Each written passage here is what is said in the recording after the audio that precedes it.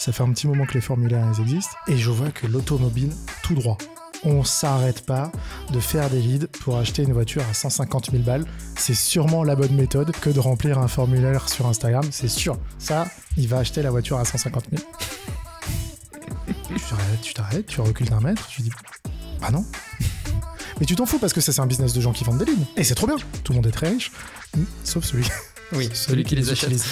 Bah, c'est la même chose avec le pipe. Si tu m'as fait un scrap, que t'as envoyé 1 milliard de messages et tu me dis, regarde, fièrement, j'ai un pipe de 7 millions, mais je vois qu'il avance pas, on a cette discussion. En fait, la question de la célérité, c'est ça là qu'on va mesurer. C'est la dérivée qu'on regarde, c'est pas le but. C'est de savoir, est-ce que vraiment la dérivée, elle est dans la bonne direction.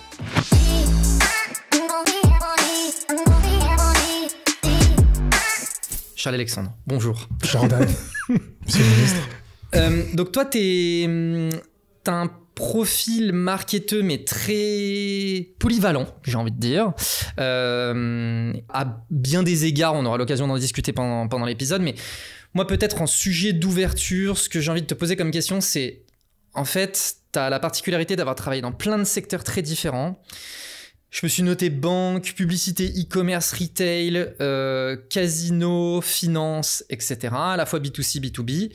Moi, un sujet qui m'intéresse, c'est de toutes tes expériences, qu'est-ce qui change pas ? Tu vois, souvent on dit c'est quoi les différences entre les différents secteurs, mais moi ça m'intéresse de comprendre de ce que tu vois, qu'est-ce qui ne change pas d'un secteur à un autre ? Bah, c'est intéressant comme question parce que c'est systématiquement ce qu'on me demande quand j'arrive dans une boîte en disant ouais mais tu viens pas de ce monde, tu vas pas comprendre les règles, c'est pas du tout, ça n'a rien à voir avec. Nous c'est différent. Nous c'est pas pareil, nous on pense pas pareil, on fait pas pareil, on n'a jamais fait pareil. Et la réalité c'est que c'est tout pareil. C'est tout pareil dans le sens où t'arrives dans une boîte et en fait tu constates que quand t'es à un poste de marketing, bon bah toi l'essentiel de mes activités à moi, c'est de générer du business. C'est-à-dire que j'ai jamais eu un rôle de générer de l'image. J'ai jamais eu un rôle de branding pur où on te dit, ben tiens, dépense de l'argent et on verra bien là où ça nous amène. Ça n'a jamais été mon sujet. On en reparlera, mais moi, je suis un commerçant. Je viens du commerce, j'ai bossé sur les marchés. C'est de là que je viens. Et donc, toute ma logique et toute mon application, c'est comment est-ce qu'on va générer du business. Et quand tu arrives dans une boîte, la logique, c'est toujours la même. Tu as l'essentiel du temps un désalignement entre ce que veut la boîte, ce qu'obtient la boîte, comment mesure la boîte, ce que les équipes ont compris, ce que la direction voudrait, et ce que les clients ont compris et ce que les clients ont acheté. Et mon rôle, que j'estime maintenant après 15 ans d'expérience, c'est de se dire, on va partir de la fin. Qu'est-ce que tu as vendu ? À qui tu l'as vendu ? Qu'est-ce qu'il attendait ? Du coup, est-ce que je lui ai bien dit ce qu'il voulait acheter ? Est-ce que la personne au-dessus a compris que c'était ça qu'il fallait vendre ? Est-ce que la boîte est alignée sur le fait que c'était ça qu'il veut vendre ? Et est-ce que la totalité de la chaîne de valeur, elle est alignée là-dessus ? Et tu te rends compte que dans 100% des cas, ah ouais non, mais en fait, nous, on voulait vendre bleu et pas rouge. Et l'équipe commerciale qui dit, oui, mais alors nous, moi, je gagne plus d'argent sur vert et je comprends pas pourquoi on me demande de vendre rouge et bleu. L'équipe marketing, elle se dit, ouais, mais moi, j'aime bien le jaune. Du coup, je préfère le jaune. Le SAV qui dit, les clients, ils veulent du multicolore. Et à la fin, le client, il dit, alors moi, j'aime les carottes. Donc, ça a l'air marrant ce que vous me racontez, mais c'est les carottes qui m'intéressent. Et c'est là-dedans, je pense, que ça change jamais. Ça change jamais. Il y a toujours ce topic de comment est-ce que j'arrive à aligner un peu tout ce truc-là et comment est-ce que je fais en sorte que ça marche. Ok. Et du coup, c'est quoi les clés de succès d'un alignement entre les différentes équipes ? Il y a un truc qui pardonne pas, c'est là où tu gagnes de l'argent. Qu'est-ce qui génère de la marge ? Qu'est-ce qui a généré de la marge en volume ? J'ai fait X millions. Ouais, par quoi ils ont été faits ? Donc, qui a acheté ce que mon produit a été, là où mon produit a été vendu ? Après, je remonte. Et je remonte de cette manière-là. J'estime que la vision et l'adaptation de la boîte, c'est un truc aussi qui revient souvent. Les clients, ils achètent ce que tu leur vends. Pas l'inverse. C'est-à-dire qu'à trop écouter le client, ça, moi, j'y crois pas du tout. Je pense que le client, il achète la manière dont tu le vends. Et il y a un market fit, évidemment, mais plus tu vas tabasser un message, plus il va rentrer, plus il va être acheté. Il y a des messages qui n'ont même pas besoin d'être réglementés tellement ils vont être évidents. Et il y a des messages qui vont prendre des années avant de rentrer dans la tête. Tu prends un Lacquer Ornicar où ça va prendre des millénaires avant que ça rentre. Et puis tu vas avoir des business où en fait il n'y a rien à expliquer. Ça se vend immédiatement parce que c'est facile à vendre, parce que c'est super et parce que c'est machin. Je reprends au Covid où ça a été le carton des gua sha et des crèmes. On en a vu partout. Parce que c'était facile à vendre et que finalement c'était assez évident. Et finalement, il y a des choses qui sont beaucoup plus long terme et beaucoup plus compliquées à vendre, donc ça prendra un peu plus de temps. Mais quoi qu'il en soit, c'est toi qui décides un peu ce que tu veux vendre. À la fin, est-ce que ça a généré du business ? Comment ça a généré du business ? Et est-ce que tout le monde est aligné là-dessus ? Donc, les vrais topics qui sont forts là-dessus, c'est la déperdition d'énergie. Est-ce que toutes les équipes sont alignées ? Est-ce qu'on n'a pas 14 projets là-dessus ? Et en fait, si, parce qu'en fait, au marketing, ça fait 14 ans qu'on est sur le SEO, mais là, on arrive à avoir un projet avec des cocons. Je suis ok, mais vous avez oublié de faire de l'acquisition client. Qu'est-ce qui s'est passé ? Et le SAV, alors là, nous, on a des tickets de dette, mais on les a jamais résolus. Oui, mais là, il y a les gens qui attendent, ils n'ont pas accès, vous n'allez pas remonter au marketing, il leur manque un truc, et ainsi de suite. Donc, c'est être sûr que tout le monde est aligné avec ce que le client attend, en tout cas ce que le client achète, et remonter pour être sûr que tout le monde est aligné sur une seule mission de boîte, et pas 14. Bon, j'ai plein de remarques et de questions. Bon, déjà, le prérequis, c'est faut que tu fasses de la marge. Faut que tu fasses de la marge. Voilà. Il faut que tu me fasses de la marge, et la marge, ça se mesure. Et qu'est-ce qu'on met dedans ? Alors ça, c'est une méthode assez intéressante que j'ai vue avec le temps, et en fonction des boîtes, il n'y a personne qui le mesure de la même manière. Tu vas avoir des boîtes où on va te parler d'EBITDA. J'ai découvert là récemment ce que certains appelaient le marketing margin, c'est-à-dire je mets un peu tout, voire rien dedans. Je vais prendre que mes coûts marketing, mais peut-être pas les gens du marketing. Oui, bon, puis j'ai oublié le reste de la boîte. Mais je suis rentable. Oui, mais ça c'est dans le calcul du CAC aussi. Il y a souvent ce débat-là de est-ce qu'on inclut les salaires, est-ce qu'on met le salaire des sales. Exactement, mais en fait, tout dépend. C'est toujours la même chose. Si j'ai un calcul de CAC, pas de problème. Mais le CAC, il faut que je lui mette un coup derrière en disant attends, ok, on avait dit que c'était soit un montant, soit un pourcentage, mais il faut qu'il se fasse massacrer par le seuil minimum que je dois atteindre tous les mois. Et le bon équilibre que j'ai réussi à trouver dans le temps, c'est j'isole frais fixes, j'isole variable marketing, et j'ai un tableau où je suis day to day, combien j'ai dépensé, j'applique mon coefficient et je regarde où j'en suis. Et je pilote par rapport à ça. Et c'est là que j'arrive à voir... Alors, c'est une réflexion très B2C, où tu as une gestion daily, mais bon, tu peux l'appliquer à n'importe quelle périodicité. Si tu as envie de changer sur du mensuel, trimestriel, annuel, peu importe finalement. Mais en tout cas, en le pilotant voilà combien je dois avoir tous les mois pour couvrir salaire, dette, frais fixes. Voilà tout ce qui est variable qui est relié à mon acquisition client. Et voilà où j'en suis ce mois-ci. Et en fait, là, au moins, ça donne une visibilité à tout le monde. Et le prérequis, et on retombe sur les écueils que toutes les boîtes ont, c'est la transparence. Tout en haut, on ne va pas dire à tout en bas où on en est. Alors, je ne dis pas qu'il faut tout partager, mais en tout cas, expliquer à tout le monde que c'est peut-être pas la Champions League et que c'est pas la folie en ce moment, ou alors c'est la folie accélérée. Ce tunnel d'information se fait jamais. Alors, il y a des trucs pour pallier à ça. Il y a des trucs que je vis systématiquement, ça fait 15 ans que je les répète. Le point du lundi, pendant le point du lundi, on parle d'argent. Ce qui a marché, ce qui n'a pas marché, où on en est de l'argent, où on en est du business. Et en fait, il faut revenir à une relation commerçante. De ce mois-ci, on avait un loyer, j'ai acheté des carottes, voilà où on en est des carottes vendues. Tu vois, le point de départ de ta réflexion... t'as ajouté des remarques qui me sont mais donc je reviens sur ce qu'on se disait tout à l'heure. Le point de départ de la réflexion, en fait, c'est donc la marge, et donc après toutes les réflexions autour du calcul de la marge et comment est-ce que tout le monde a cette information. Est-ce que du coup, parce que tu vois, ce qui m'a traversé l'esprit, c'est oui, mais du coup, aujourd'hui, dans la majorité des entreprises, la personne qui contrôle la marge, c'est la finance, c'est le CFO. Exactement. Donc, selon toi, est-ce que c'est la CFO qui doit donner le là à l'ensemble des équipes ? Le CFO, je le dis systématiquement quand j'arrive dans une boîte, c'est mon meilleur pote. Sans lui, je fais rien. Et sans moi, il fait rien. Dans le sens où c'est mon point de repère. C'est le juge de paix. C'est lui qui me dit, t'es dedans, t'es en dehors, ça merde. T'es loin, t'es très haut, contrôle. Et donc, systématiquement, quand j'arrive dans un projet, je veux d'abord parler à la finance pour être sûr de 3 choses. 1, est-ce qu'on mesure les bonnes choses ?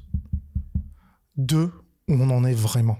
Dis-moi toi la vérité, parce que tout le monde va me raconter des trucs. Oui. Le marketing va me raconter un truc, le sales il va me raconter un truc, le CEO il va me raconter ce qu'il aimerait.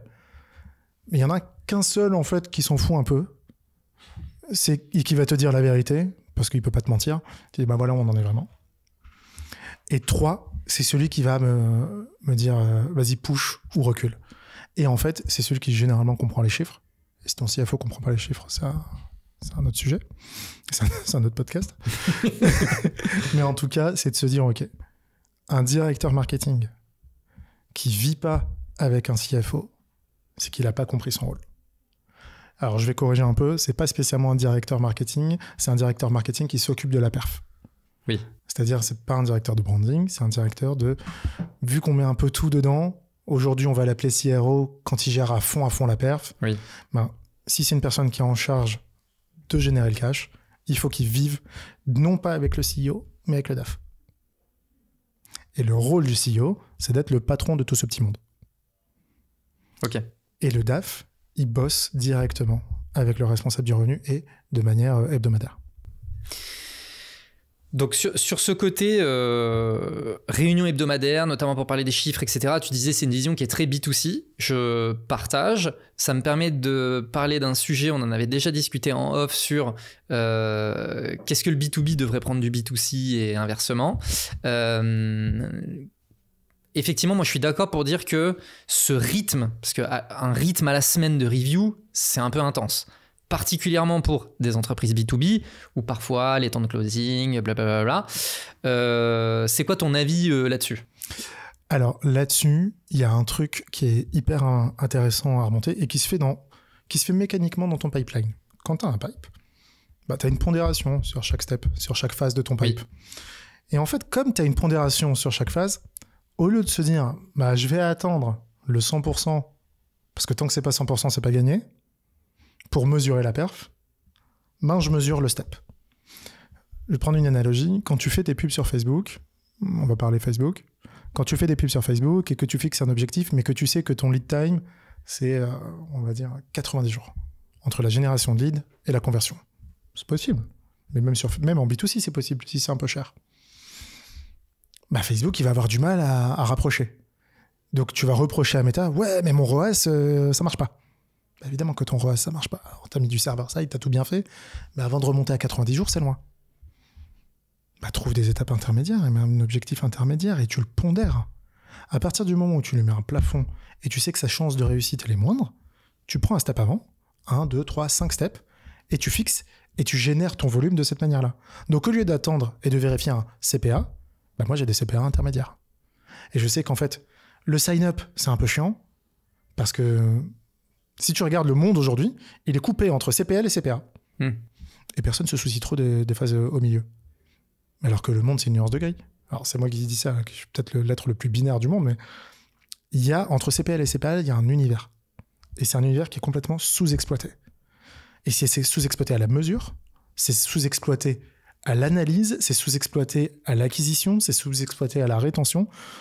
Tu as des signaux, tu as des fortes tendances, et tu sais que dans les grandes masses, c'est 50%, ou 20%, ou 30%, ou 60 000. Tu as ce chiffre, il existe. Le DAF, il te le donne. Et surtout, le DAF, ce qu'il a, c'est qu'il a le temps d'aller te faire analyse et croiser, et te dire, bah, écoutez, moi je me suis rendu compte que tous les pipes qui en étaient là à ce moment-là, ils ont drop à 60%. Bon, bah, très bien, bah, alors moi je me fixe. Je prends le CPA, je lui rajoute le coef, voilà ce que va me coûter mon client à la fin, et j'estime si je suis dans les clous ou pas.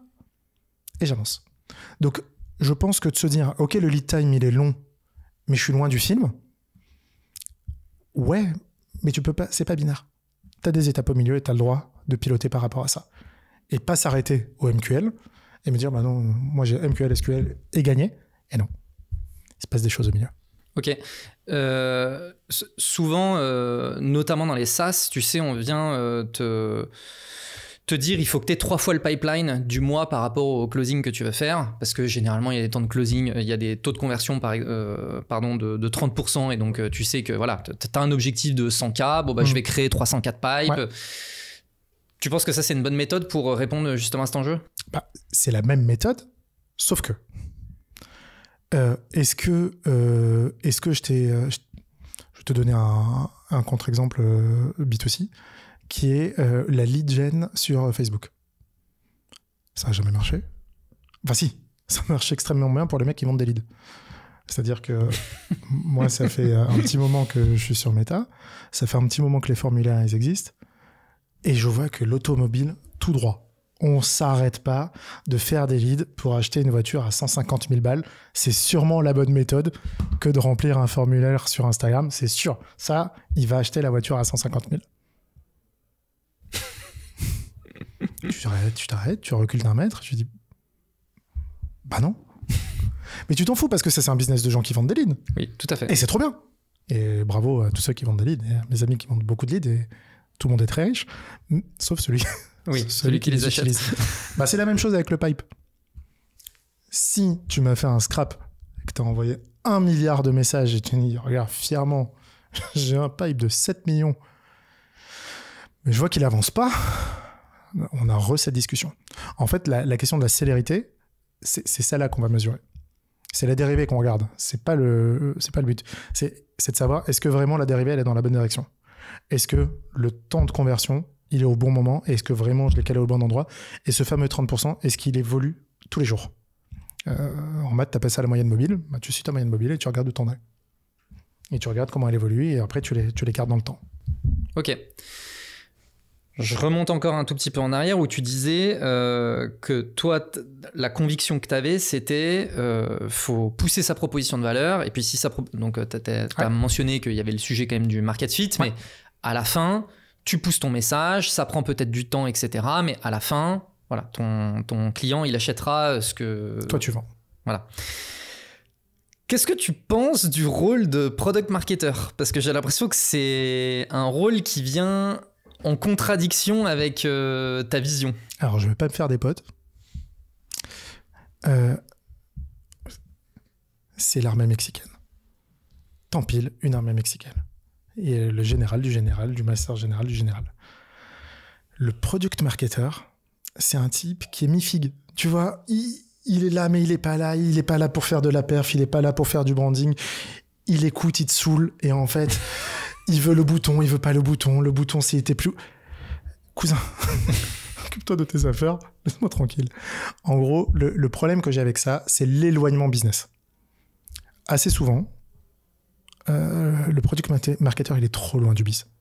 Et du coup, tu te retrouves avec des A/B tests où toi, directeur commercial, toi, responsable du revenu, toi, un peu haut, mais qu'est-ce qui vous a pris? Et ouais, mais parce qu'en fait, on s'est rendu compte, mais tu peux pas te rendre compte.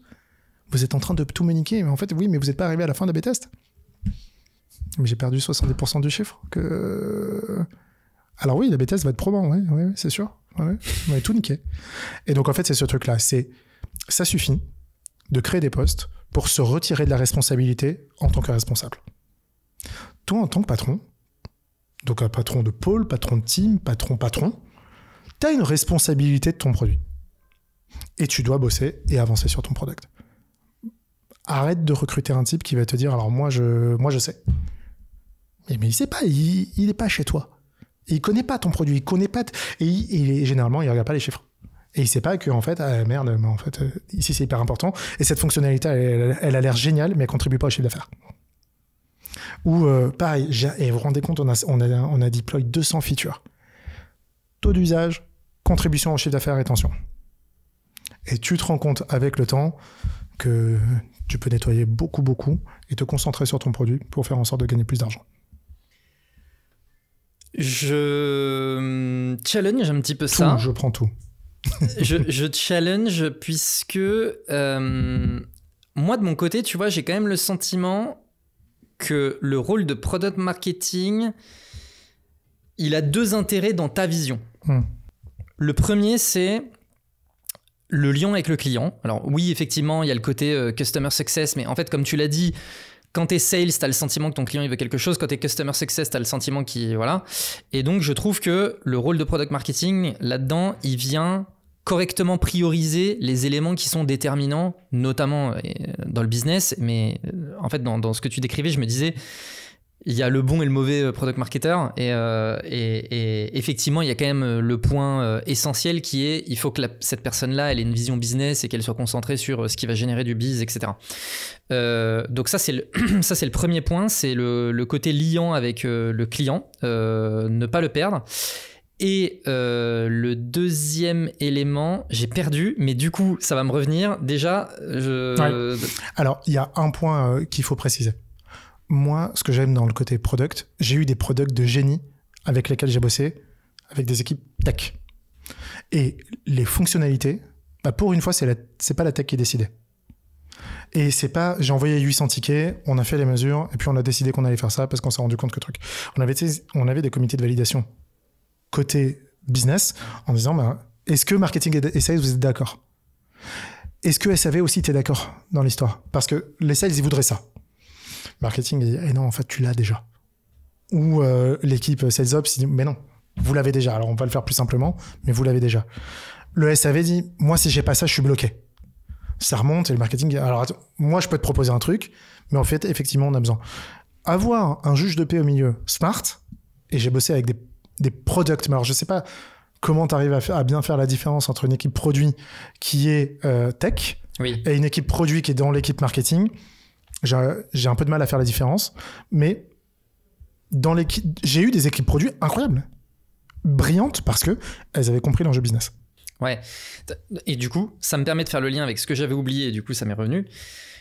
Le product marketing, je trouve que le rôle principal, c'est aussi, en fait, ta feature, tu peux la vendre de 15 manières différentes. Ouais. Et je trouve que un point qui est extrêmement important, c'est de se dire, moi qui suis constamment au contact du client, je sais tourner cette feature de sorte à ce que ça vienne vraiment répondre à un besoin, que j'arrive vraiment à sublimer le point, etc. Et du coup, tu vois, dans ce côté où tu disais, les équipes product, je vois pas trop la différence avec si elles étaient côté marketing. Pour moi, c'est vraiment là-dessus que ça se joue, tu vois. Okay. Et c'est vrai que, notamment dans des enjeux d'acquisition, tu sais, il y a souvent un peu ce sujet de oui, je veux pas que tu me vendes la feature, je veux que tu me vendes le bénéfice. Ouais. En fait, il s'avère que des fois, il faut vendre la feature. Ouais. Et je trouve que le product marketing, justement, il permet de se dire ok, c'est quoi le bon positionnement? Est-ce que c'est vraiment la feature? Est-ce que c'est vraiment le bénéfice? Voilà. Alors, je comprends ce que tu dis, j'en ai jamais eu besoin. Ok. Bon, c'est effectivement un autre sujet. C'est peut-être ça la différence, c'est que j'ai jamais été dans des équipes où il y avait besoin. Et c'est aussi un gros biais B2C. C'est qu'en B2C, si ça marche pas, on essaie autre chose. Alors, et j'ai le temps d'essayer autre chose.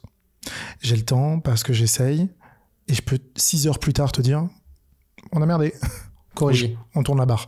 Et essaye cette phrase, enlève ce bouton, essaye cette approche, change ce truc-là, augmente, baisse, enlève la vidéo parce que c'était en trop. Même dans le produit, enlève. En fait, on s'est rendu compte qu'on a sorti ce truc-là, teste-le un peu, même s'il marche pas, mets une liste d'attente, ça intéresse personne, on saute.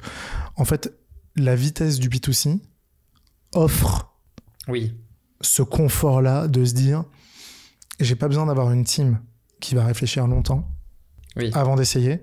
Je laisse, je regarde, ça marche pas, je me laisse un carnet de tests assez grand pour quand même laisser sa chance à l'opportunité. Je l'ai retourné dans tous les sens, ça marche pas. Oh putain, je suis tombé sur une pépite incroyable, je continue.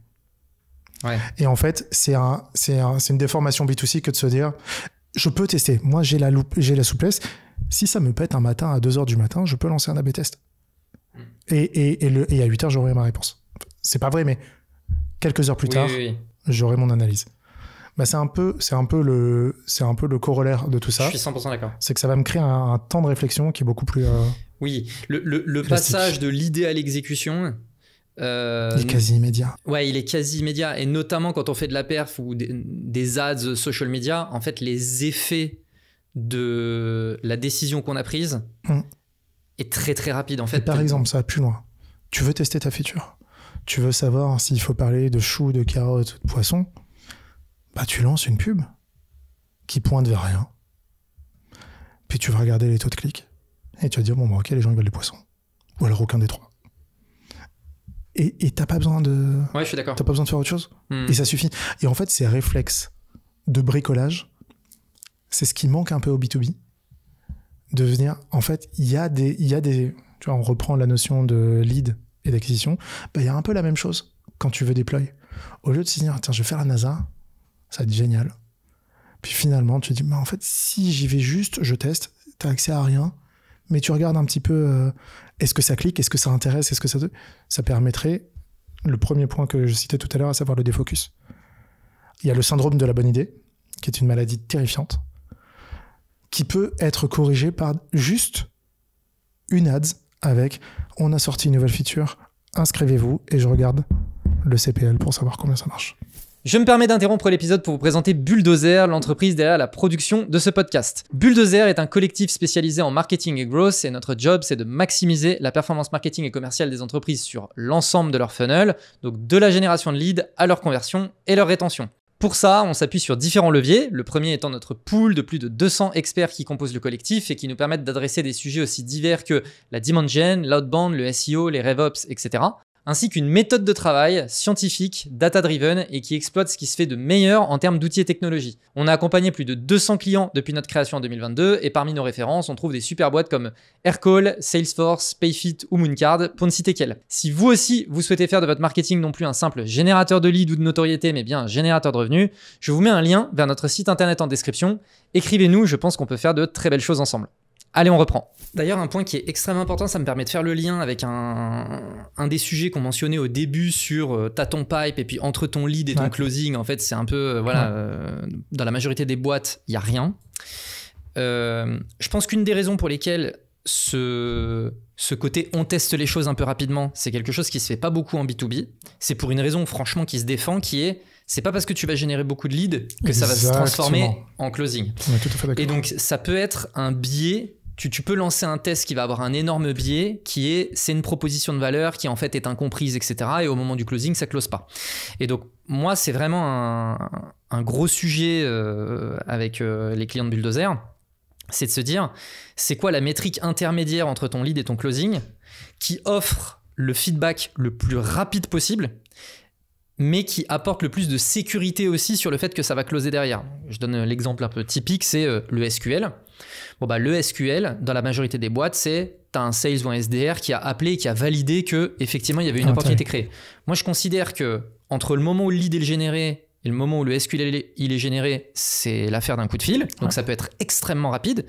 Et à partir du moment où le sales il m'a dit c'est bon, je considère que mon job est fait. Et donc, cette feedback loop, finalement, elle peut être hyper rapide et ça permet de casser les biais, en fait.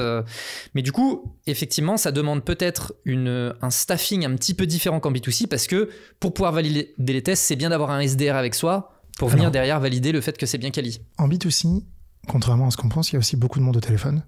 Et généralement, quand il y a des gens au téléphone, il y en a beaucoup plus qu'en B2B. C'est-à-dire que moi, j'ai été dans des boîtes où il y a des dizaines et des dizaines et des dizaines de personnes qui appellent. Appeler, c'est génial, mais tu t'es confronté à 3 murs. Le premier mur du 70-80% de non décrochés. Oui. Le faux numéro. Et le non, laisse-moi tranquille. Donc, ça te laisse un tout petit tout. Alors que là, les opportunités qu'on a, c'est le multicanal. Tu pourrais, par exemple, te dire, ton équipe data, tu vois, on n'a pas parlé de data depuis le début, alors que l'équipe data, enfin, moi, je viens de là, j'ai été formé en data, je viens de la data, mon premier taf, c'est d'être CRM.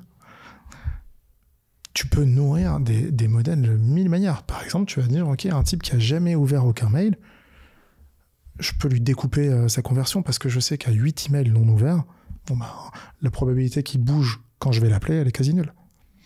Alors que j'ai envoyé des SMS, je l'ai rajouté sur WhatsApp, je lui ai envoyé le MP sur LinkedIn, je lui ai envoyé un message vocal sur LinkedIn, j'ai envoyé un message vocal par SMS, j'ai droppé un message sur son répondeur de mail.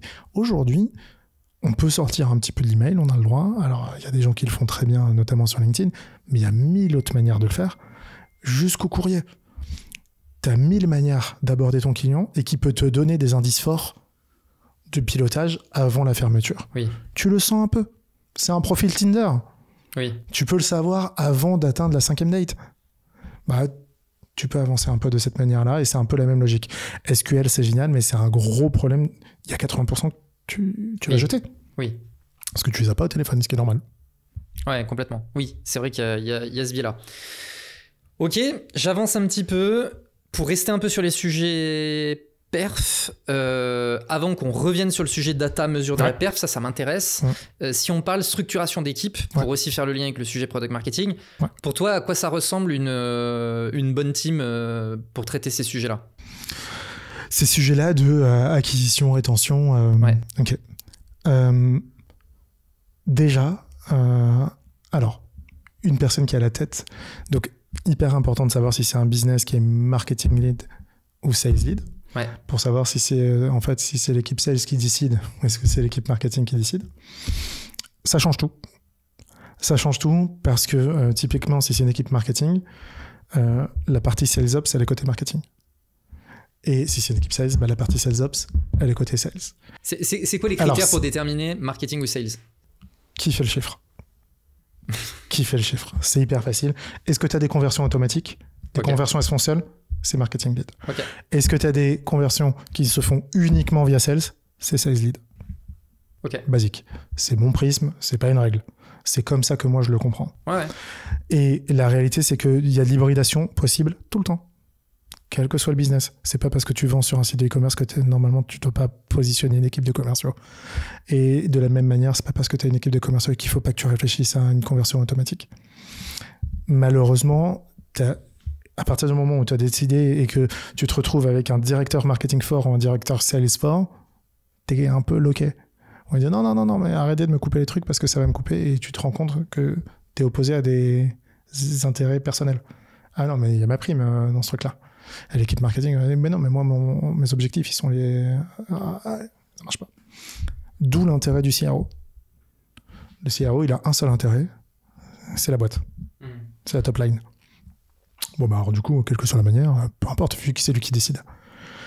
Et donc, c'est là que ça descend. Et je reprends un peu sur cette logique-là. Pour construire une team, si c'est une équipe marketing, l'équipe clé, c'est un responsable. Alors, je vais te parler B2C, on pourra l'adapter en B2B. Non, mais c'est très bien. En B2C, un responsable acquisition, donc un directeur marketing évidemment, mais un responsable acquisition fort. Très fort. Multicanal, multi-channel. C'est en fonction du volume après, de voir si tu as besoin de petites mains. Aujourd'hui, l'IA te permet de blinder d'informations et d'expertise pour un peu booster un traffic manager. Donc, un traffic manager qui bosse avec des créas. Est-ce que tu as besoin d'un DA? Le DA, il sert à gérer plusieurs créas. Et il sert à avoir des idées incroyables. Les idées incroyables, si tu les as pas en interne, prends une ressource externe, crée la bibliothèque, fais la décliner par ta créa interne. Ne recrute pas ce poste-là. Parce que comme tout DA, il se fatigue. Il est épuisé. Et en fait, le B2C demande, et aujourd'hui, les réseaux demandent une quantité de production colossale qui épuise la créativité de quelqu'un. Donc, de créer en fonction de ce dont tu as besoin. Un traffic manager. Si tu te rends compte que la conversion, elle se fait dans le temps, alors un CRM. Uniquement si tu te rends compte que la contribution individuelle des plus 30 jours, elle représente plus de 30-40% du chiffre d'affaires entre le lead to deal, ça veut dire qu'il te faut un CRM. Ça veut dire que tu perds beaucoup d'argent pendant ce temps-là. Et puis c'est tout. Et réseaux sociaux, mais ça je le sors un peu. Tu peux complètement l'outsourcer, tu peux l'internaliser, mais avec une seule ressource qui va s'appuyer sur les deux ressources créa et stop.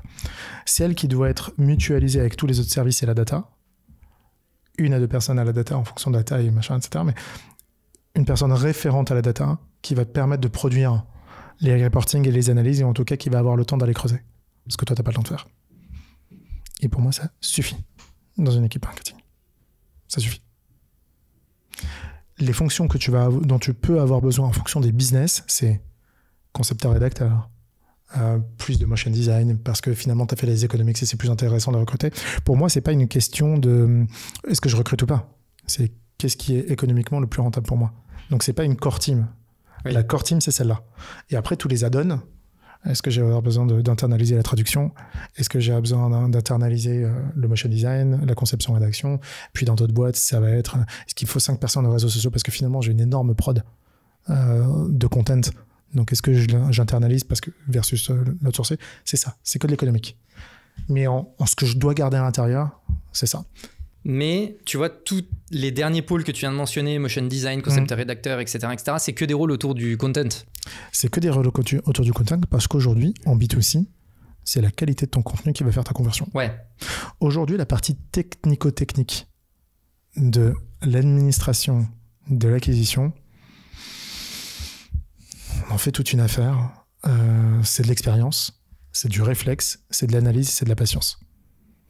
Le vrai point, c'est que il y a tellement d'outils qui viennent te nourrir, t'aider. Et moi, je me suis construit mon truc à moi et ça marche bien. Et ça marche bien. Et aujourd'hui, plus jamais j'aurais besoin de 6-7 personnes en acquisition. C'est fini.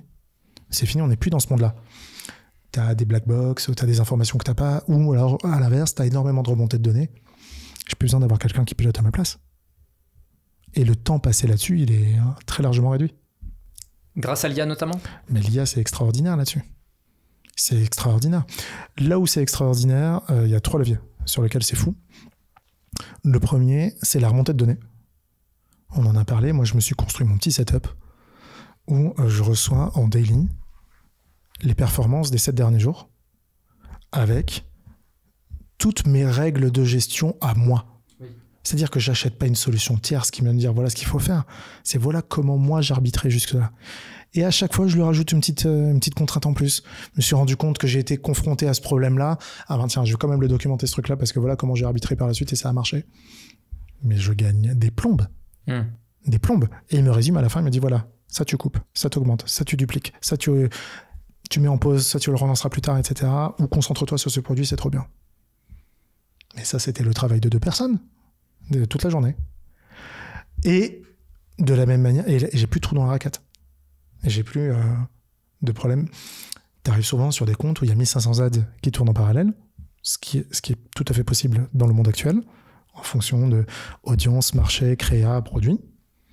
Et comment tu veux qu'un être humain normal, il pointe et il soit sûr qu'il ne fait pas de la surdépense ou qu'il y a de la sous-performance, etc. C'est impossible.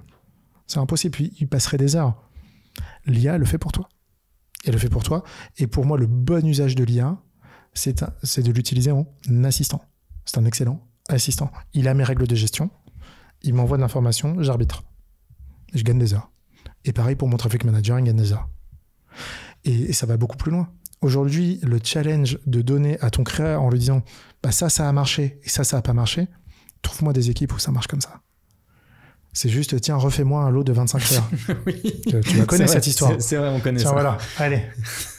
Vous voulez quoi dedans ? Mais merde, toi, ça va, créatif, on avait dit. C'est ton métier. Tu veux pas me faire... Bon. On connaît. On va en faire beaucoup. Alors qu'aujourd'hui, tu peux lui dire, regarde, le taux de clic. Et là, entre toutes celles-là, je t'ai ressorti toutes les bleues. Dans les bleus, c'est celle-là qui a marché. On repart de celle-là. Reprends ce message. Je te prends la vidéo. Voilà tous les hooks. 3 secondes, 5 secondes, 10 secondes, 15 secondes, 20 secondes. Tu les as. Voilà ce qui a marché, voilà ce qui n'a pas marché. Mais ça demande de travailler avec des créas qui ont eux aussi une vision business. Parce que tu vois, on était en train de se marrer sur le côté c'est toi le créa, mais il s'avère qu'il y a beaucoup de créatifs qui réclament le fait qu'on leur donne et qu'on leur laisse parler leur créativité, tu vois. Et donc le truc, c'est ça nécessite quand même d'avoir des gens créatifs qui sont prêts à regarder de la data et à se faire challenger par rapport à ça. Et c'est tout le point. Toi, tu leur donnes pas de la data.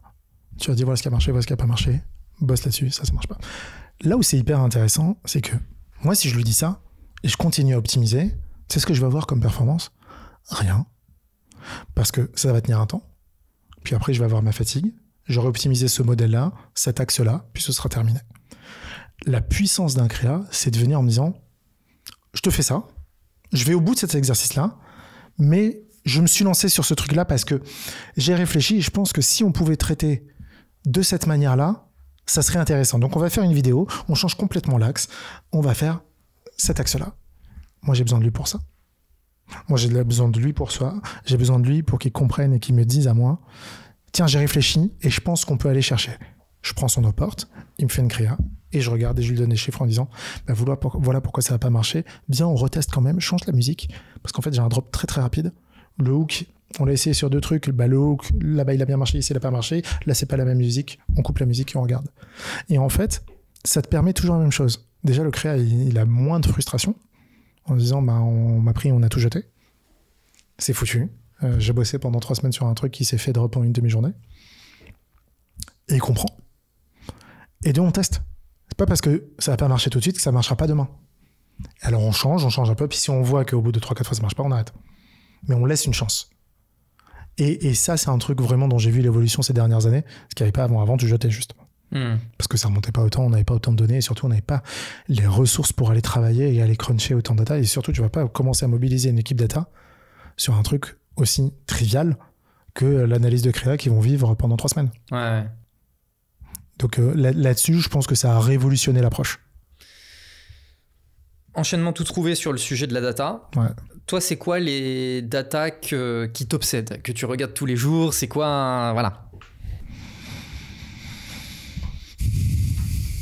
Je vais pas être hyper original là-dessus, mais moi, dans les trucs qui m'obsèdent, en fait, ça dépend dans qu'est-ce que tu attends de moi en tant que barista, en tant que directeur. Qu'est-ce que tu veux de moi?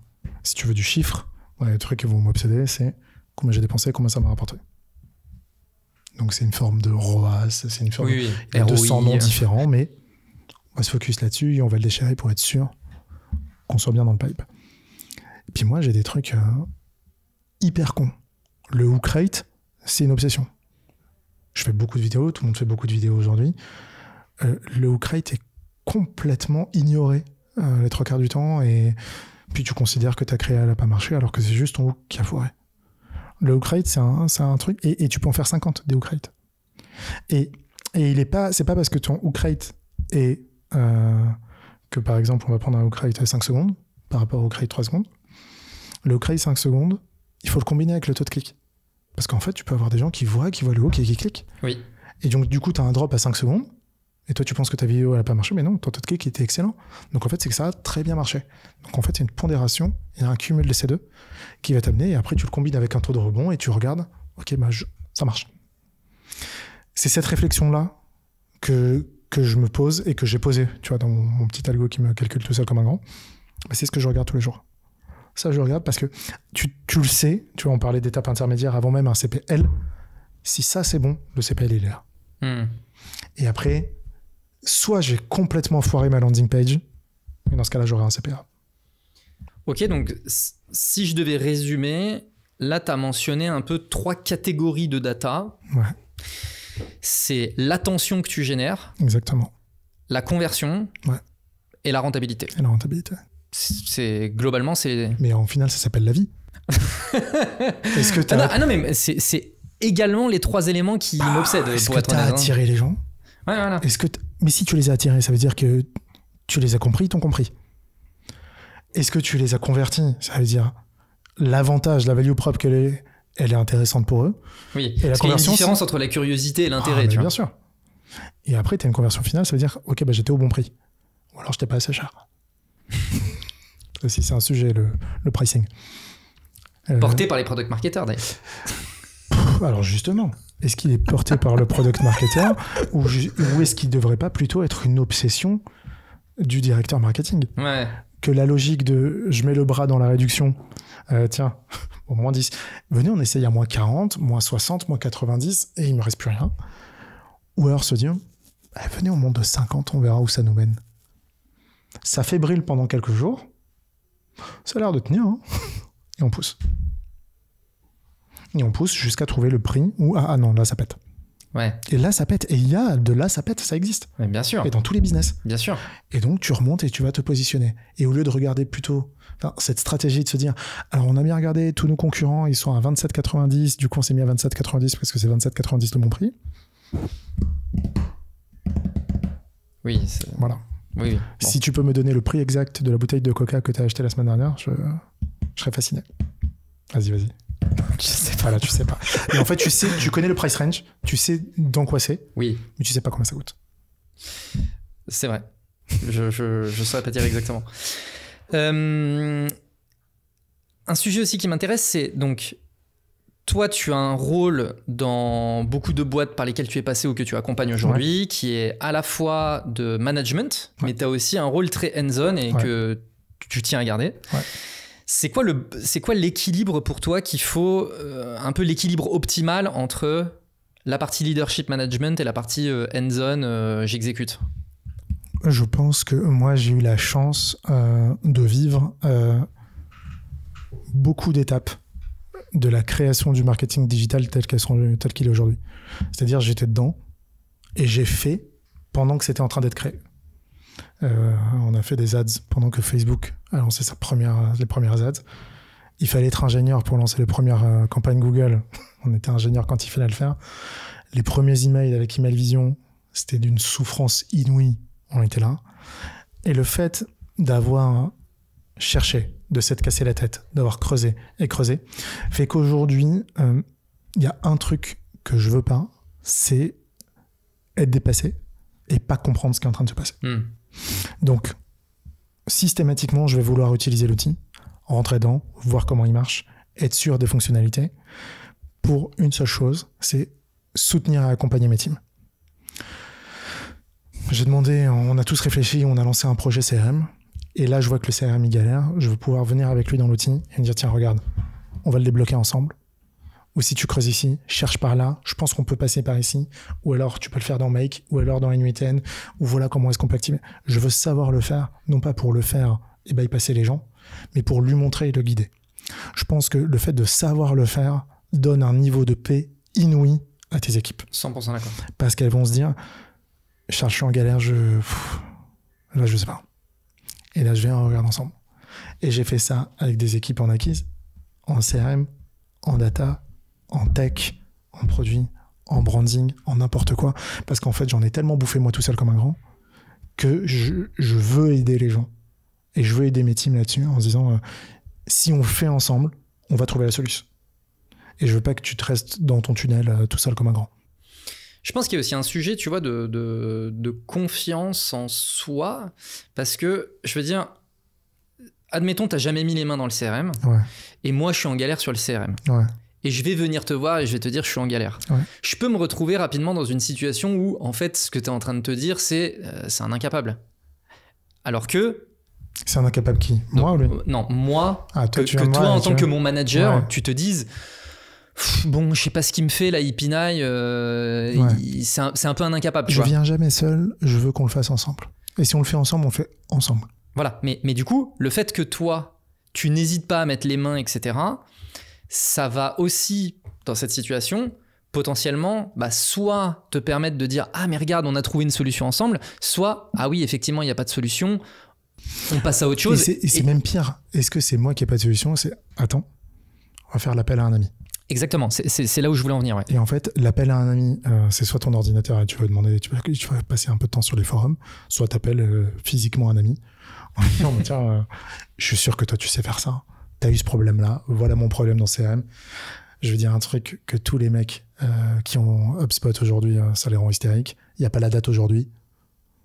Il y a forcément un moyen de mettre la date aujourd'hui. Comment on fait? Ce truc-là, je me suis frappé la tête. Le sales ops savait pas. On a creusé, finalement on a trouvé une parade. Parce qu'on a appelé des gens. Donc si moi je sais pas, et une infinité de choses que je sais pas, mais quand même une chose que tu te dis, c'est j'ai bouffé tellement de logiciels que je vais trouver. Je vais trouver. Alors peut-être que je vais mettre 3 fois plus de temps que le mec qui sait utiliser le logiciel, mais je vais trouver. C'est quelque part. Et finalement les projets sont construits tous un petit peu de la même manière. Chacun il range un peu dans ses tiroirs, mais bon, grosso merdo, c'est un peu toujours pareil. Ouais, je suis d'accord. Donc, tu vas creuser un peu et tu vas trouver. Et si moi, je trouve pas, on trouvera quelqu'un qui trouvera. Ouais. Et d'ailleurs, ça me fait beaucoup penser, tu sais, au business manager. Globalement, le business manager Facebook, etc., etc. Meta, aujourd'hui, selon moi, c'est le plus avancé. Et en fait, les autres, ils ont été malins. Globalement, ils ont un peu copié, tu vois. Et pour justement faciliter la prise en main, comme ça, c'est un environnement que tu connais déjà. La structure des campagnes, tu vois, sur Snapchat, c'est pareil. C'est campagne, groupe, machin. Sur LinkedIn, c'est pareil, etc. Et du coup, le fait de maîtriser un business manager, tu sais que derrière, en fait, ça t'ouvre des portes. Tu es capable de te débloquer dans n'importe quelle situation, quoi. Exactement. Mais c'est aussi la différence entre si je l'utilise régulièrement et si je retourne souvent, je vais voir des trucs. Oui. Alors que si je l'utilise pas souvent, il y a rien qui va me sauter aux yeux. Et aujourd'hui, pour rien te cacher, moi j'y vais tous les jours. Et je suis sur un ou plusieurs BM tous les jours. Mais parce que, je regarde un peu ce qui sort, ce qui machin, ce qui truc, et deux, ça me permet moi de m'entraîner. Bah bien sûr. Et d'être sûr que, non mais c'est bon. Oh purée, mais je me rends compte qu'on n'a pas testé ça. Et je l'ai vu sur cet autre BM. Tiens, on va l'essayer là. Donc finalement, pour revenir à ma question qui est c'est quoi le bon équilibre à trouver entre le management et hands-on, j'ai le sentiment que finalement le côté hands-on c'est vraiment surtout pour être en support de son équipe et pour rester au fait de tous les sujets, quoi. Aujourd'hui, c'est pour être au point, au courant, comprendre ce qui change et ce qui change pas, et surtout de pas faire prendre de cours par un prestat ou à quelqu'un qui te raconte la messe, parce qu'en fait tout le monde raconte la messe. Alors, en même temps, en tant que marketeur, tu passes ta vie à raconter des histoires. J'ai besoin d'être sûr qu'on est dans la bonne config et qu'on n'a pas loupé l'éléphant au milieu du salon. On est dedans, c'est bon. Tout est optimisable, il y a plein de trucs qu'on peut améliorer, mais le 80-20, il est fait. Et donc pour ça, tu peux faire confiance à tes équipes, mais ça n'a aucun sens de faire confiance. Ça veut rien dire faire confiance. La situation de confiance, elle s'installe par la preuve, pas par l'action humaine. Je peux te trouver formidable, mais le fait, j'ai confiance en toi quand j'ai vu la preuve de toute ta production et qu'elle est au niveau de qualité qu'on doit à la boîte. Mais au lieu de lui dire non mais j'ai recruté ce type, je lui fais confiance. Ouais. Autre sujet que je voulais aborder, c'était le sujet CMO versus CRO. Ouais.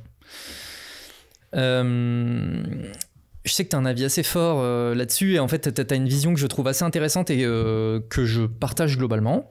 Et du coup, tu as mentionné plusieurs fois l'intérêt d'avoir, du coup, pour toi, l'intérêt d'avoir quelqu'un qui porte le sujet revenu. Mais ça m'intéresse que tu puisses un peu développer. Le sujet CRO, il faut leur donner des noms, donc on va leur donner des noms, on appelle ça CRO. Là où c'est intéressant, c'est d'avoir un juge de paix entre les sales et le marketing. C'est con, mais ça fait du bien. Oui, notamment pour les sujets compensation, etc., que tu mentionnais tout à l'heure. En fait, voilà. Tout est un sujet de salaire. Oui. Tout est un sujet d'objectif, objectif et salaire, de prime, et donc de salaire à la fin. Donc avoir un espèce de référent de tout ça, c'est quand même assez pratique. De quelqu'un qui va avoir un regard assez a priori honnête sur la situation et avec aucune inclinaison. Le fait de se dire... Il y a 1000 boîtes et toutes ces phrases vont résonner chez tout le monde. Les leads d'hier, ils étaient pourris, mais les leads d'aujourd'hui, ils sont bons. Mais moi, j'ai rien changé depuis 3 mois. Donc, renvoyez-moi les mêmes leads qu'hier. D'accord. Voilà. Je sais pas quoi faire. Et donc, en fait, ce truc-là, il faut que ça s'arrête. Et ce truc-là de la guerre en Comex entre un DIRCO et un directeur marketing qui se bombardent parce qu'il a envoyé des leads de merde et ils n'ont pas appelé les clients. Non. Toi, tu appelles tes clients et toi, tu vas générer des leads et on va vérifier la qualité. Et si effectivement ça convertit pas, oui, t'as un problème. Et oui, t'as un problème. Et oui, t'as pas de budget. Oui, et t'en auras pas plus. Donc, on va faire avec. Et comment est-ce qu'on fait ? Et toi, tu demandes, et toi, t'as pas assez, et ainsi de suite. Et en fait, on rejoint les objectifs. Sur ce truc-là, le rôle du CRO, il est que trop de CMO ont pris la tendance branding et image, et je vais englober, puis je vais refaire le site, et puis je vais refaire le logo, puis je vais refaire des trucs, et puis on a oublié l'argent. Alors ouais, mais cette année, on m'a pas donné le budget, alors que pour moi, j'aime pas la notion de budget. Parce que j'aime me dire, bah vas-y, en ce moment, ça marche. Oui. Écrase. Oui. Tout. Là, on se rend compte, il fait chaud, il fait froid, il pleut, c'est la guerre, c'est la joie, on a gagné la Coupe du Monde. Écrase. On peut écraser. Et donc, de se dire, moi, en tant que responsable, j'ai la caisse, la cassette, tu vois, comme dans Molière, j'ai ma cassette, j'ai l'argent dedans, et je sais ce qui rentre et je sais ce qui sort. Donc je sais te dire que si t'écrases, je surveille comment t'écrases, mais écrase, vas-y, bombarde. Ils tiendront. Et s'ils sont fatigués, ils se reposeront plus tard. Et on va y arriver. Je pense que cette obsession-là du revenu, ça donne de la paix à tout le monde parce que du coup, chacun fait son métier et tu sais que l'argent, il est contrôlé. Et en tant que CEO, je vois ça, je me dis, OK, en fait, il y a quelqu'un qui pilote mon déploiement, mon développement. Et moi, en tant que CEO, j'ai des rôles infinis, mais j'ai notamment la vision. La vision, c'est moi, parce que c'est moi qui la porte, parce que c'est moi qui la regarde, parce que c'est moi qui inspire les gens et je fais que les gens ils se lèvent le matin pour venir travailler au-delà de leur salaire. J'ai ma relation avec tous les pôles de la boîte. J'ai le contrôle de l'ambiance globale et j'ai aussi, surtout, le contrôle avec l'externe. En dessous, c'est-à-dire aller chercher du blé, parce que mine de rien, ton rôle en tant que CEO, c'est d'aller chercher de l'argent directement ou indirectement. Indirectement, c'est en travaillant ton image, parce que tu vas venir nourrir des leads. Et directement, c'est parce que tu vas prendre ton sac à dos et quand c'est le CEO de la boîte qui va venir vendre, c'est pas la même histoire que quand c'est le responsable commercial ou même un petit commercial en bas. Donc, une fois qu'on a compris que tout le monde était au service de l'argent, c'est plus simple dans la relation. Ouais. Et je pense qu'il y a un petit truc que tu n'as pas mentionné, mais c'était un peu sous-jacent, c'est le fait que l'équipe marketing et l'équipe sales fassent partie de la même équipe. Le fait d'avoir quelqu'un qui porte le rôle de CRO, ça matérialise ça. Alors que quand il n'y a personne pour matérialiser ça, ça peut vraiment sembler être des silos où tout le monde est en train de batailler. Et ça, c'est vraiment je dirais que c'est peut-être le truc le plus anecdotique finalement. D'un coup, on a mis quelqu'un et on fait partie de la même équipe, mais c'est très très puissant en fait. Et du coup, c'est pas top-down. C'est-à-dire que c'est pas ton directeur qui dit au responsable, au traffic manager, tes leads, ils sont mauvais. Et là, c'est plutôt un sales qui est pote avec le traffic manager et qui dit pas ouf. Corrige. Moi, je suis pas au courant et ça me va. S'ils se parlent, tant mieux. Et je rajouterai même une troisième partie qu'on zappe un peu de cette discussion, c'est la tech. L'équipe tech, elle doit faire partie de l'équipe marketing et de l'équipe sales. Et je milite pour qu'elle rejoigne l'équipe CRO. Parce qu'elle est au profit. Si l'équipe tech, elle bosse que sur le back-office depuis 2 ans, j'ai un problème. Alors ok, ça va soigner des trucs. Contribution aux chiffres d'affaires. Qu'est-ce qui contribue ? C'est instable, ça peut casser. Quelle est la taille du risque ? Qu'est-ce qu'on risque, vraiment ? On va laguer quand la personne, elle se log. Ça pourrait poser problème. Demain. On fera ça demain. En attendant, moi, si j'ai pas ça sur le site et si les sales, ils ont pas cette donnée-là, on freine la croissance. Donc, et à partir du moment où les sales viennent dans l'école, les équipes tech viennent dans l'école en disant putain, mais en fait, non, c'est l'enfer. Toi, tu dois remplir tout ça, mais moi, je l'ai la donnée. Oui. Ou l'équipe marketing qui va voir l'équipe tech et dit voilà, toi, tu m'as demandé de me mettre un truc qui monte et qui descend et qui saute dans tous les sens. Voilà pourquoi ça va me prendre 3 semaines. Que tu en as besoin pour tout à l'heure. Et donc, à partir du moment où tu as compris les enjeux, mais tu n'agis pas du tout de la même manière. Puis t'aimes les gens. Et si les gens ils s'aiment, ils sont contents. Et donc, la notion même de salaire pur, elle a un peu disparu parce que tu sais que, ok, on est tous indicés sur la même chose. Ouais. Et ça marche. Complètement. Ça ressemble à quoi ta toolbox pour être performant ? Je suis hyper chiant. Moi, j'ai un WhatsApp, un Slack, m'a donné... J'ai beaucoup fait de Looker, mais je suis tombé sur des Power BI assez violents. Je trouvais ça incroyable. En fait, quand tu payes, t'as quand même des trucs cool. Oui. Pour la partie data. Sur la partie tooling, mon gros setup que je me suis fait avec mon GPT qui va interroger mes sources, qui récupère toute la donnée directement, etc. Et ça va soulever un dernier sujet. Sur l'attribution de tâches, j'ai aucune religion. J'ai jamais trouvé l'outil parfait. Je suis un profond anti-Notion. Ah ouais, ok. Ouais, j'ai jamais compris. Et tous les gens qui me connaissent, ils savent que c'est ma bataille. Je comprends pas la hype. C'est épuisant. Il n'y a rien de plus insatisfaisant que Notion, tellement la courbe d'apprentissage, elle est hyper élevée avant d'en faire un truc moyennement cool. Et quand, effectivement, tu sais tout faire, c'est trop bien. Mais alors, un peu tête de con sur ce truc-là, ça me gonfle et je veux un truc facile. Mais en revanche, je comprends. Tous les autres trucs de gestion de tâches, pour moi, il va un peu plus, un peu moins, un peu truc. Oui. Donc pareil. Ça se finit souvent dans un Google Sheet, hein. Je te cache pas, parce que c'est bien quand même. Ouais, je suis d'accord. Les trucs qui sont là, c'est facile, tout le monde remplit. Je vois ce que tout le monde a fait. Tout le monde comprend aussi. Tout le monde comprend, ça prend pas 3 plombes à remplir. Pas besoin de sunboarder. Pas besoin, tout est là. Et surtout, tu t'envoies pas un 3000 balles par mois de licence.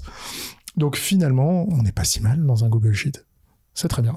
Très low, je suis très fan, mais bon, ça marche. Donc ça, c'est pour ma partie gestion de tâches et organisation. Et ma prise de notes, moi, elle est dans OneNote. Tu vois, j'ai un OneNote ouvert toute la journée avec tous mes projets et j'écris au fil de l'eau et je remplis au fil de l'eau. Zéro sexy, zéro commentaire, zéro rien. Elle est là, elle est dans mon téléphone, elle est sur mon ordi toute la journée, sans synchroniser les deux. C'est trop bien. J'adore. Donc, c'est mon setup tout pourri. À côté de ça, j'ai et ça me permet de traiter ce truc-là, je n'ai pas encore trouvé la bonne Attrib Contrib. J'ai utilisé Eulerian pendant longtemps. Je suis très fan de leur solution. Je trouve que c'est incroyable. La solution, elle est dingue. Comment tu dis ça s'appelle ? Eulerian, E-U-L-E-R-I-A-N. Okay. Eulerian, c'est une boîte française. Génial. C'est trop bien. Techniquement, c'est fou. Ils font des trucs que personne ne sait faire. Personne ne les connaît. C'est tellement triste. Mais ceux qui connaissent trouvent ça incroyable. C'est un peu long à setup, c'est très long à comprendre. Mais une fois que tu as bien compris, le pouvoir d'analyse de ton attribution-contribution cross-business, tu fais du B2B, tu fais du B2C, tu fais du lead, tu fais n'importe quoi. Tu fais du self-serve, il y a tout. Tu peux tout configurer et tu peux tout remonter. Tous les canaux, ils ont tous les connecteurs, tout est fou. Donc ça, je le trouve assez incroyable.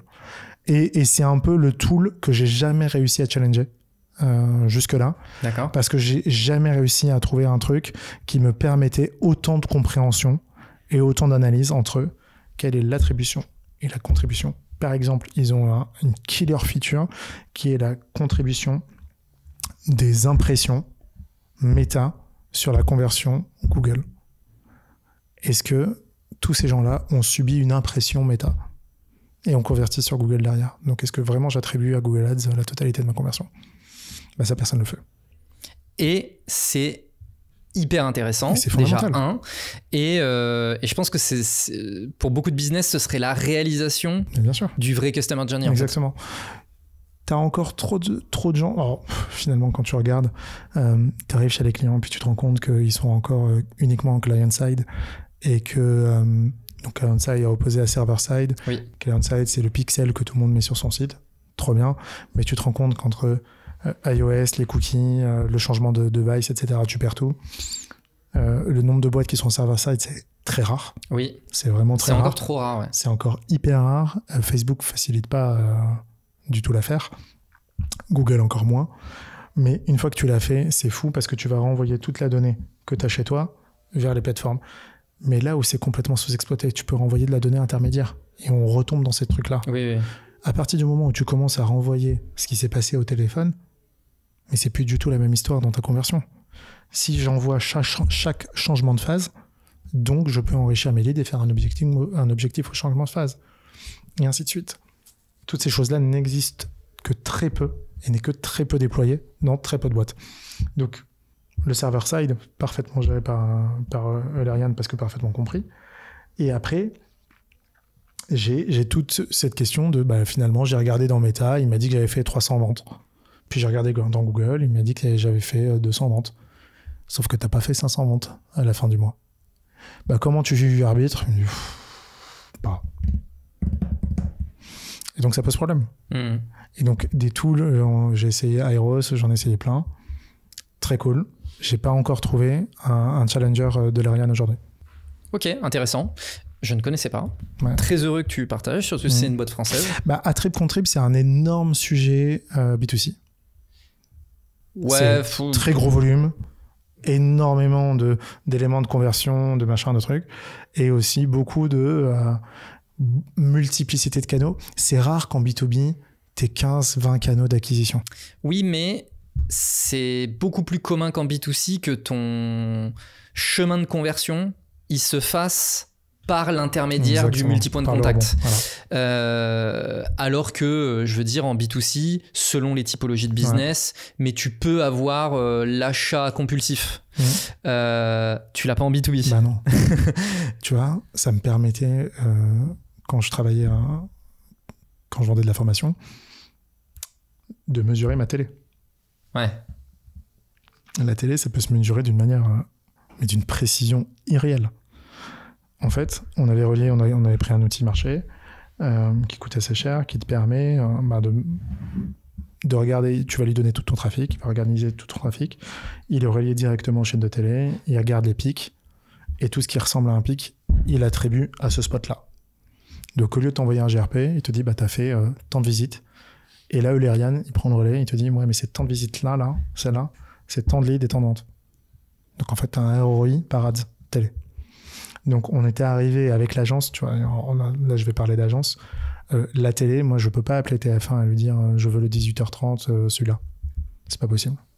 Donc quand on faisait les plans avec l'agence, c'était moi je veux le quotidien, première vague de pub, la fin.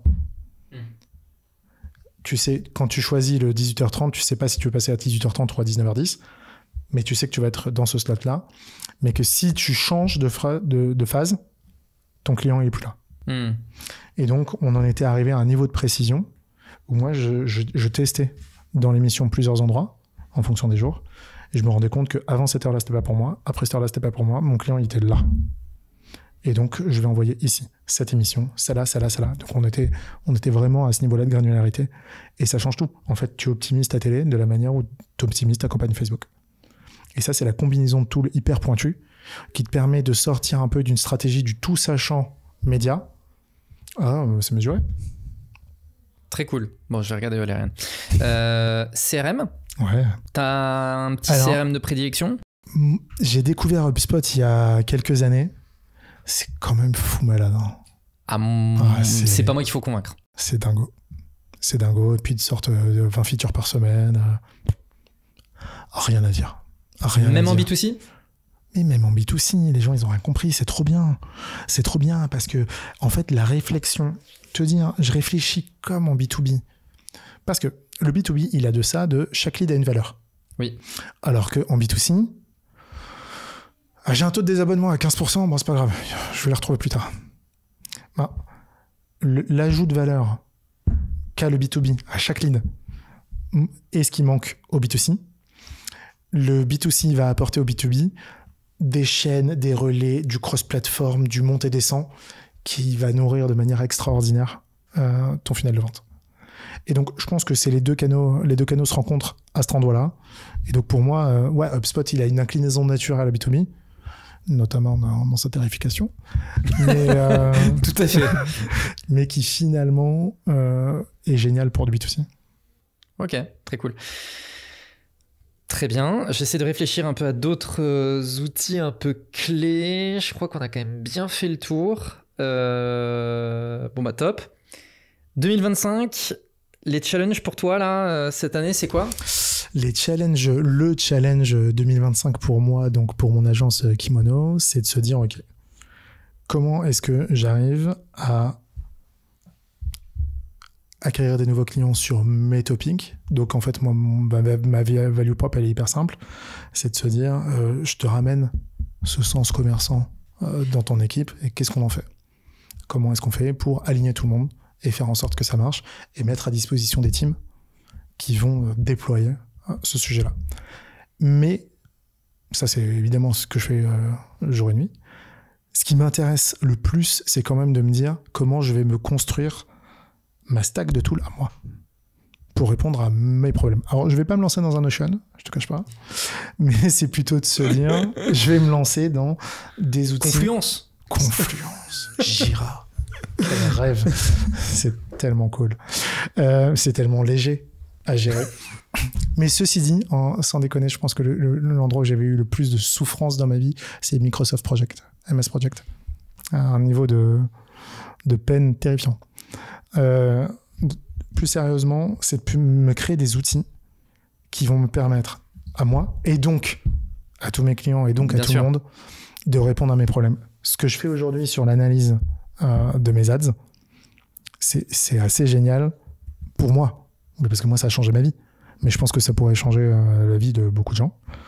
Et de la même manière, il y a 1000 autres projets que j'ai envie de déployer de cette manière-là, parce que je pense que la stack de responsable marketing, directeur marketing, très orienté revenu, elle est assez incomplète. Je dis, il y a des outils un peu pour tout, mais si tu n'as pas envie de t'envoyer du 50 000 balles par mois de licence, parce que c'est un peu le sujet aussi, oui. On en parle vraiment beaucoup trop peu, le contrôle de licence, c'est une maladie. Et les plateformes, elles ont un petit peu déconné là-dessus.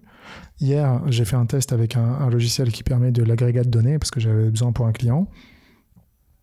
T'as rien fait, tu te retrouves avec 800 balles par mois. T'as rien fait. T'as branché deux trucs. Je dis, bah ouais, bah non. Et je comprends pas, parce que avant, oui, mais maintenant, non. Comment est-ce qu'on arrive un peu à combiner tous ces trucs-là et à trouver les bonnes solutions, à faire le tri, et donc reconstituer petit à petit ma chaîne de logiciels que j'ai envie de positionner à chaque fois que j'arrive dans une boîte. On parlait de Toolbox, ben c'est un peu cette Toolbox-là sur des petits outils qui vont te permettre de remonter. Et si je les ai pas, je les fais.